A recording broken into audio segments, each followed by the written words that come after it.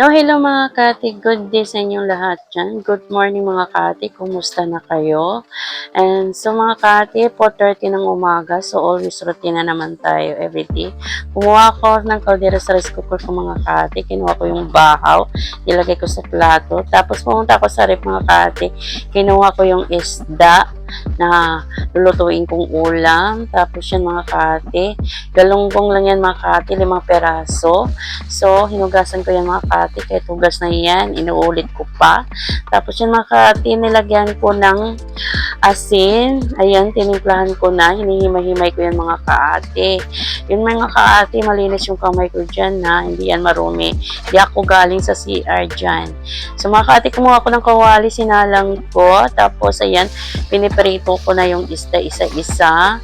So pagkatapos yan mga kaati, binaliktad ko na yung isda na piniprito ko para maluto yung likod. So pagkatapos yan mga kaati, kinuha ko yung sibuyas. Tapos hinihiwa-hiwa ko yan, hinihimay-himay ko. Hinihiwa-hiwa ko yung maliliit mga kaati para yun na nga, magsasabaw nga ako makati yung piniprito kong isda. Tapos kumuha ko ng kamatis mga kaati sa ref kasi nakalimutan ko nga mag-prepare. Ayun, hinihiwa-hiwa ko yan mga kaati yung kamatis. Tapos kinuha ko yung pinirito, baka masunog mga kaati. Sinabay ko na rin yung dalawang isdang natira. Tapos mga kaati, binigyan ko ng tubig na maligamgam yung asawa kong kalbo. Kasi yun mga kaati, yung umaga nagiinom ng maligamgam yan. So mga kaati, pagkatapos niyan, kumuha ko ng alugbate. Ayan, hinimay-himay ko yan mga kaate kasi ayun nga, magsasabaw nga talaga ako. Oh. Tapos mga kaate, kumuha ko ng mantika, nilagyan ko ng mantika ang kawali. Tapos mga kaate, ayun, nilagay ko ng sibuyas at kamatis, ginisa ko lang yan. Ayan, gisa-gisa lang yan mga kaate. Ayun. Tapos mga kaate, iwan ko ba kung anong ginagawa ko dyan, ang tagal ko dyan mga kaate, umikot-ikot ako dyan.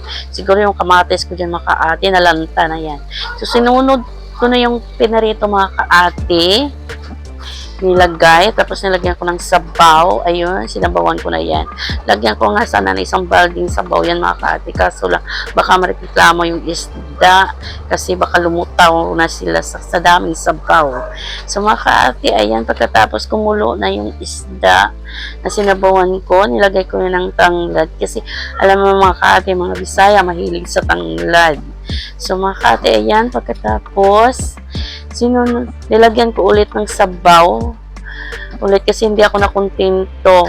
So mga kaati, nilagay ko na yung alugbate. Ayan, nilagay ko na siya. Hinalo-halo ko na yan mga kaati. Ayan, siguro sa paghalo-halo ko yun mga kaati, durog na yung isda. So mga kaati, tinimplahan ko na siya ng seasoning. Ayun, so pagkatapos ko tinimplahan, tinikman ko na yan mga kaati. So pinakita ko pa yung mukha ko dyan mga kaati kung anong hitsura ko sa pagtikim. So pagkatapos yun mga kaati, nilagay ko sa bauna ng asawa ko. Ayan, nilagay ko na lahat. Sinimot ko pa. Ayun, Makati. So, Makati, may natira pa. Ayun. So, nilagay ko na yung kawali sa alipabo, Makati. Ang tagal ko ba dyan, Makati? Hindi ko alam kung anong inikot-ikot ko dyan. Hindi ko alam kung anong nangyari sa buhay ko. So, mga Makati, pinakita ko yung niluto ko yung ulam sa inyo. So, pagkatapos yung Makati, nagpatimpla yung asawa ko ng kape kasi gusto niya siya magkape daw tuwing umaga. So, mga Makati, yung pinaginitan ko ng tubig, kawali na lang kasi wala kaming takore. Ayan, hinahalo-halo ko yung kape, binigay ko sa asawa kong kalbo. Ayun mga kaate, pumunta na siya sa lamisa, kumakain na siya. Ayun, yung nga pala mga kaate, yung mga kinain niya, yung suman yung binili ko, na isang araw pa yan, hindi ko nga alam mga kaate, upanis na ba yan o hindi. Basta kinakain lang niya mga kaate.